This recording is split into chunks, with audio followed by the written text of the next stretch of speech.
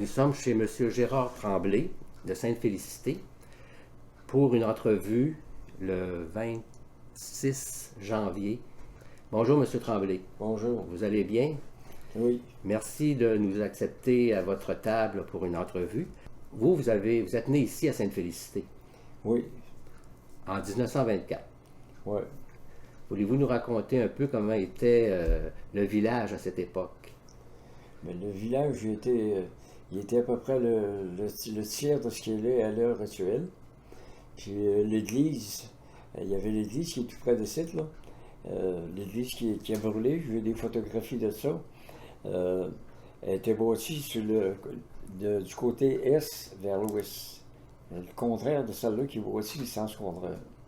Après ça, il y avait, il y avait le moulin assis là, que mon père rendait. Ça fait que ma place pour m'amuser, là, c'était à travailler parce qu'il ne nous laissait pas partir courir beaucoup. Puis après ça, dans le village, il y avait presque pas beaucoup de rues. Il y avait le boulevard Perron, c'est en avant. Là. Puis il y avait la route de l'église. Après ça, le monde était installé, ils ont fait des rues. Après ça, ça a commencé à monter. Puis la population dans ce temps-là, c'était des cultivateurs. Ça fait que les cultivateurs, il y avait tous les 4 arpents des terres dans le rang 2, le rang 3, le rang 4, rang 5, rang 6. Même Saint-Adèle n'était pas ouvert de ce temps-là. Ils venaient tout à la beurrer. Puis ça, c'était divisé entre eux autres, on s'en revenait au lait. Puis le lait, puis il y avait des centrifuges, ils écrémaient ça. Ça fait que les cultivateurs, ils s'étaient organisés. Un venait à beurrer telle journée, l'autre telle journée, chacun le tour, par couple de 8. Puis les cultivateurs, il n'y avait pas beaucoup de gros comme ça. Là. Il y avait tous les terres, tous les 4 arpents. Il y avait comme l'Arlance à la Croix, là, en bas, le Cap à la Badenne, même quelques-uns de grosses roches. Ils venaient ici à Sainte-Félicité, puis il y en a qui arrivaient à 10 heures d'avant midi. Ça arrivait qu'il y en a qui étaient en retard, le lait avait mal été arrangé, mêlé le froid avec le chaud. Et il était coillé, il était obligé de le retourner. Ça fait que dans ce temps-là, la beurrerie faisait 25-30 000 livres de beurre. Ça fait que là, je me loigne vers Astor. Quand j'ai pris la relève, mon père m'a gardé, j'étais à l'école de lettrés à Saint-Hyacinthe. Je suis diplômé en technologie laitière. Puis après ça, j'ai suivi des cours d'appareil suppression, puis j'ai un certificat d'appareil thermique que je peux installer des boiseurs jusqu'à 4000 forces. Puis là, je laisse un peu ce coin-là, là, quand j'ai runné la série, j'ai runné la beurrerie. Puis là, Cap-Chaux, Saint-Anne-des-Monts, les coopératives ont viré faillite. Ça fait que tout le monde sont venus ici, à Sainte-Félicité. Le gars qui fait, là, c'est venu qu'on recevait plein de la crème, au lieu de lait, puis ça fait que le gars qui ramassait le lait, là, il y avait un camion, c'était le maire de Capucin, Paul-Émile Pouliot. Ça fait que il y avait une ici, ça fait qu'on a monté au-dessus de 150 000 livres de beurre.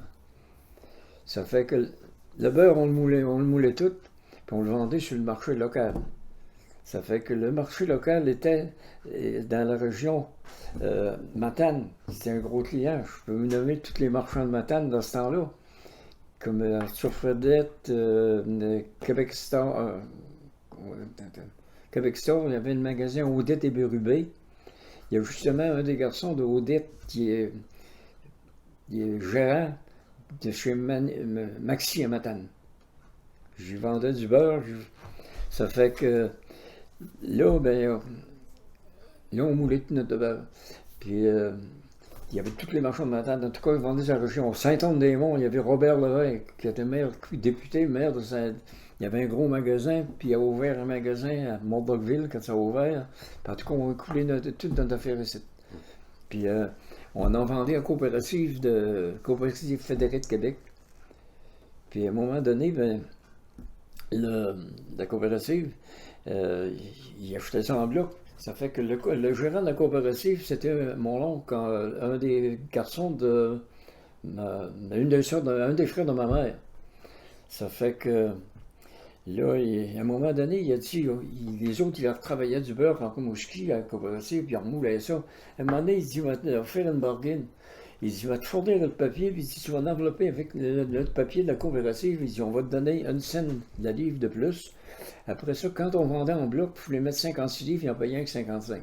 Ça, c'était pour ça fait que ça ronnait de même. C'était une porte de sortie. Ça fait que, au bout de ce course, il y avait un de mes beaux-frères qui avait un magasin, il était bouché, il avait une voiture, il était malade. Puis à un moment donné, il m'a dit pour vendre du beurre dans les marchands en bas. Puis il vendait 20-25 caisses de beurre par semaine. Ça fait que, à un moment donné, ben, j'avais moulé du beurre, mais j'en avais vendu peu plus. Puis j'ai donné du beurre enveloppé avec le papier fédéré. J'ai du beurre, hein. Quand il est redescendu la semaine d'ensuite, il a presque tout remonté. Le monde, c'est du beurre de Sainte-Félicité qu'il voulait avoir. C'est ça qu'il préférait. Ça fait que, ben un peu le tour de ça, le monde aime toujours le style. Ça fait que, il a loué, du beurre, ça, il y a 16% d'eau, il y a 3% de sel, puis après ça, c'est la caséine, en tout cas, qui, ça fait 1%, ça fait, il faut arriver avec 100 livres de gras, il fallait faire 121 livres. Il y avait un inspecteur qui passait, le gouvernement fédéral, pour ne pas vendre trop, d'avoir pu mettre 5-6% de n'importe quoi, puis laisser de l'eau jusqu'à 18, il faisait travailler ce beurre-là si ça arrivait ça. Ça fait qu'on suivait notre affaire.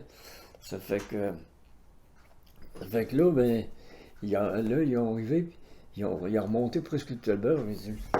Ils ont dit, le beurre-là est pas mangeable. C'est du beurre de Sainte-Félicité qu'on va avoir. Ils ont dit, marqué Fédéric Québec, ça pourrait ça. Mais en réalité, ils partaient de site. Fait que j'ai redonné l'autre beurre, puis je l'ai envoyé à Fédéric. Puis là, ben, en dernier, là, quand la beurrerie, on renaît le moulin assis au travers de ça, parce que ça renaît à vapeur, ça, ici. Ça fait que c'est le brin ici, puis se chauffait tout seul. Il y avait que ça prenait un gars pour prendre soin de ça.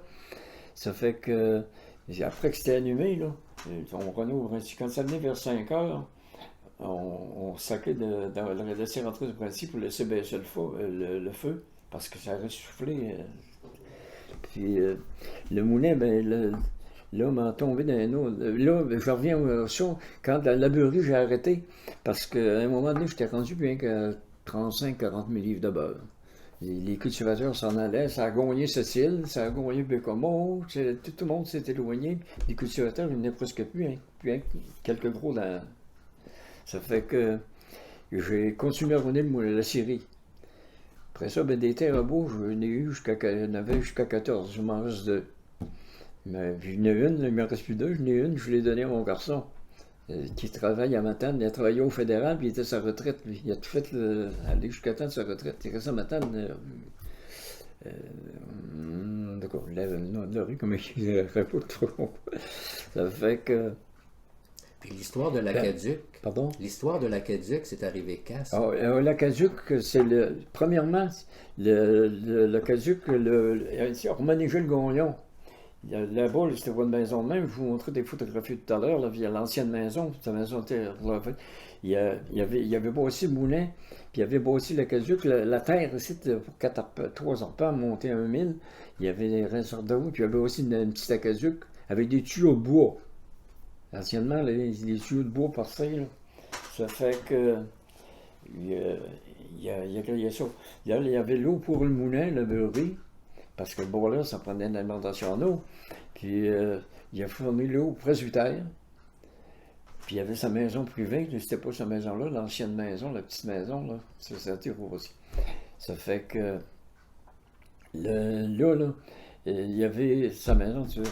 Ça fait que là, ça renaît, ça. À un moment donné, un voulait avoir de l'eau, l'autre voulait avoir de l'eau. Ça s'est mis à grossir. Ça a fini que je vous montrais les plans de ça. On était rendu à 145 abonnés. On avait permis de. C'est mon père est venu au monde avant moi. Ça fait que là, là, ils ont eu un permis de régie des services publics. Il fallait se conformer aux lois. L'eau, on n'avait pas besoin d'être chlorée, c'est des sources. Puis quelque chose de qualité, pas de problème. Ça fait que là, ben, c'est venu gros. Ça fait que l'histoire de l'eau, à un moment donné, ça s'imposait. Il n'y avait pas de système d'incendie, puis de tonite. Ça fait que, avant, il y avait 2 municipalités, paroisse, village. Ben, c'était paroisse. Ça fait qu'à un moment donné, le monde voulait avoir des affaires d'amélioration, puis tout ça. Il y a M. Georges Ossis, qui était le gérant de la Banque provinciale. Il a commencé à parler de ça, puis il avait déjà été secrétaire, tout net. Fait qu'ils ont formé une requête, puis ils ont parti, puis ils ont monté à Québec. Puis c'était le temps d'Onésime Gagnon. Puis Onésime Gagnon, à un moment donné, ils ont descendu avec un papier de séparation du village, limite, rentrer là-bas, puis aller là-bas.